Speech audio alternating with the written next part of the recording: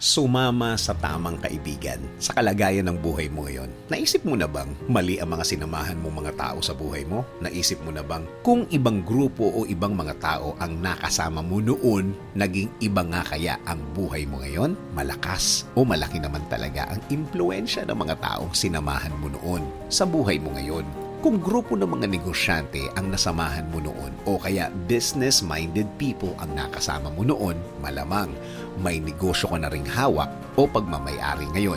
Paano ba talaga malalaman kung tamang mga kaibigan ang kasama mo ngayon? Well, check your life now. Kung mahilig mag-good time at pumorma ang mga kaibigan mo at mahilig maghanap ng gagastusan, malamang baon sa utang ang buhay mo ngayon. Remember the line, tell me who your friends are, then I'll tell you who you are. See, nasa grupo mo talagang sinasamahan yan eh. Hindi pa naman huli ang lahat, kaya mo pang baguhin ang buhay mo, ibahin mo ang environment mo.